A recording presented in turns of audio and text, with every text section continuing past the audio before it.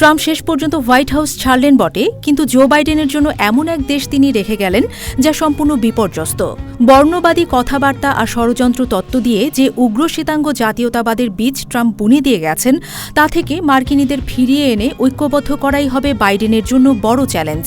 বাইডেনকে করোনায় মৃত্যুর পাহাড় ডিঙাতে হবে।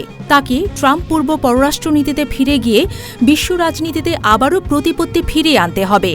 আমেরিকার ঐতিহাসিক মিত্র তুরস্ক ও পাকিস্তানের সাথে ট্রাম্প আমলে সম্পর্কের যে দূরত্ব তৈরি হয়েছে তা ঝালাই করে নেয়ার চ্যালেঞ্জ নিতেই হবে।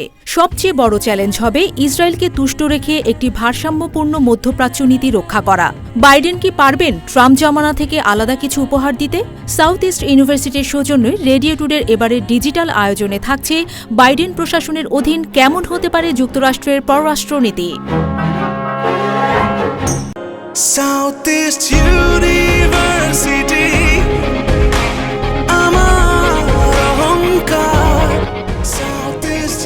যুক্তরাষ্ট্রের নতুন প্রেসিডেন্ট জো বাইডেনকে যে বিষয়টাতে রাতারাতি সফল হবার ঝুঁকি নিতে হবে তা হল করোনা মহামারী।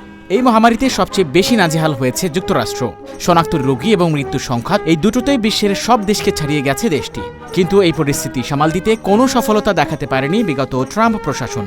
মহামারী মোকাবেলায় ট্রাম্প প্রশাসনের যে লেজে গোবরা অবস্থা হয়েছে তার খেসারত দিতে হচ্ছে মার্কিনীদের। করোনার ধাক্কায় খেয়ে হারিয়ে ফেলেছে অর্থনীতিও। যে সময় শক্ত হাতে হাল ধরার কথা, সে সময় ট্রাম্প কেবল একের পর এক শব্দ বোমা ছেড়েছেন। বলেছেন করোনা সম্পূর্ণ নিয়ন্ত্রণে, আর তা জাদুর মতোই উধাও হয়ে যাবে। মার্কিন নাগরিকদের অনেকে মনে করেন তাদের দেশে করোনার যে ব্যাপ্তি তা ট্রাম্পের অবজ্ঞারই ফসল। পরিস্থিতি যখন আরও মারাত্মক রূপ নিতে শুরু করে তখন ট্রাম্প ছিলেন ভোট কারচুপির প্রমাণহীন অভিযোগ আর মামলা নিয়ে ব্যস্ত। সমন্বয়হীনতার কারণে করোনার টিকাদান কার্যক্রমও প্রত্যাশিত গতিতে এগোয়নি। এমন পরিস্থিতিতে দেশের দায়িত্ব নেওয়া বাইডেনের জন্য সবচেয়ে বড় চ্যালেঞ্জ করোনা মহামারী নিয়ন্ত্রণ। নিজেদের ঘর সামলিয়ে বিশ্ব রাজনীতিতে আমেরিকার দৌর্দণ্ড প্রতাপে ফিরে আসা হবে বাইডেনের জন্য দুরূহ কাজ। কেননা পূর্বসূরি ডোনাল্ড ট্রাম্প কেবল ঘরই অশান্ত ও বিপদসংকুল করেননি, বাইরেও তেমনই পরিস্থিতি তৈরি করে গেছেন। অনেক অনিচ্ছা নিয়ে জো বাইডেনের হাতে ক্ষমতা হস্তান্তরের পাশাপাশি ট্রাম্প তার হাতে তুলে দিয়েছেন 4 বছর আগের তুলনায় আরও বেশি বিপজ্জনক এক বিশ্ব ও দিগ্ভ্রান্ত আমেরিকাকে। প্যারিস জলবায়ু চুক্তি ও ইরানের সাথে হওয়া পরমাণু চুক্তি থেকে আমেরিকাকে সরিয়ে নিয়ে ট্রাম্প যে গোয়ার্তুমি করেছেন তার মাসুল দিতে হতে পারে পুরো বিশ্বকে। পরমাণু চুক্তি থেকে সরে এসে ট্রাম্প ইরানকে আবারও ঠেলে দিয়ে গেছেন আগের সেই পারমাণবিক কর্মসূচি পরিচালনার অবস্থানে। দেশটি এখন 20% পর্যন্ত বিশুদ্ধ ইউরেনিয়াম সমৃদ্ধকরণে নেমে পড়েছে, চুক্তিতে বেঁধে দেওয়া শর্তের চেয়ে যা অনেক গুণ বেশি। অথচ পরমাণু চুক্তির আওতায় অর্থনৈতিক নিষেধাজ্ঞা শিথিলের বিনিময়ে ইরান তাদের পারমাণবিক কর্মসূচি 98% পর্যন্ত কমিয়ে এনেছিল।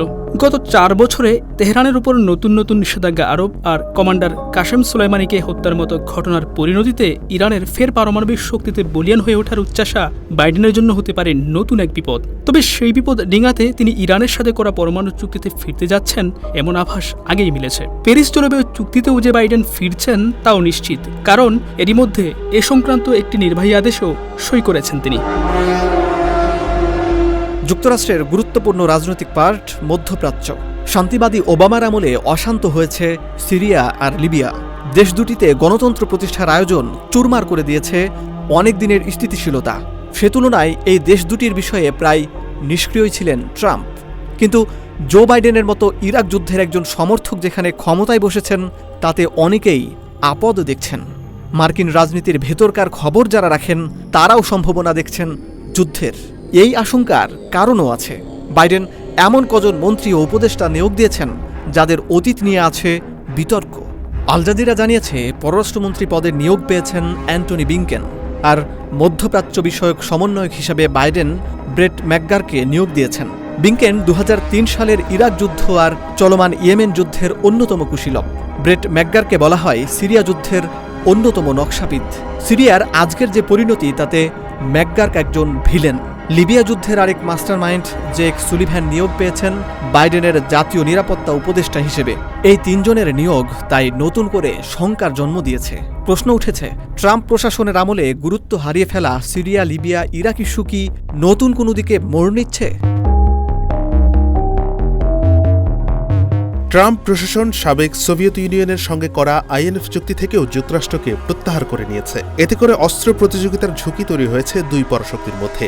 আইএনএফ চুক্তির আওতায় দুই দেশের স্বল্প ও মধ্যপাল্লার ক্ষেপণাস্ত্র উৎপাদন নিষিদ্ধ ছিল, কিন্তু যুক্তরাষ্ট্র এই চুক্তি থেকে বেরিয়ে যাওয়ায় নতুন করে এর ইউরোপীয় ইউনিয়নের মিত্র দেশগুলোর সঙ্গে রাশিয়ার অস্ত্রের প্রতিযোগিতা আবার বাড়ার গ্রাউন্ড তৈরি হয়েছে। তবে রাশিয়ার দিক থেকে যে বড় বিপদ নতুন মার্কিন প্রেসিডেন্টের সামনে আছে তা হল বিভ্রান্তিকর তথ্যের প্রচার ও সাইবার হামলার হুমকি। যে সমস্যা নিয়ে যুক্তরাষ্ট্রে এরই মধ্যে অনেক তোলপাড় হয়েছে সেই 2016 সালের মার্কিন নির্বাচনে রাশিয়ার বিরুদ্ধে হস্তক্ষেপের অভিযোগ ওঠার পর থেকে। ফিলিস্তিন ইস্যুতে বড় কোনো খবর না থাকলেও ট্রাম্পের মতো আগাগোড়া ইসরায়েল ঘেঁষা হবেন না জো বাইডেন। তিনি ট্রাম্প প্রশাসনের বন্ধ করে দেয়া ফিলিস্তিনি শরণার্থীদের জন্য অর্থ বরাদ্দের তালা আবারও খুলতে পারেন। সুখবর আসতে পারে চীন ও তুর্কি নীতিতেও। তবে ট্রাম্পের রেখে যাওয়া বিভক্ত দেশ আর ভাঙাচোরা পররাষ্ট্র নীতি নিয়ে বিশ্ব নেতৃত্বের জায়গাটাকে রাতারাতি আগের রূপে ফিরিয়ে আনা বাইডেনের জন্য এতটাও সহজ হবে না। বাইডেন নিজেও হোয়াইট হাউসে প্রবেশের আগে এক বক্তব্যে স্বীকার করেছেন, যুক্তরাষ্ট্রকে আবার এমন এক বিশ্বের আস্থা ফিরে পেতে হবে যে বিশ্ব আমাদের আশেপাশে থেকে কিংবা আমাদেরকে ছাড়াই চলার পথ খুঁজতে শুরু করেছে।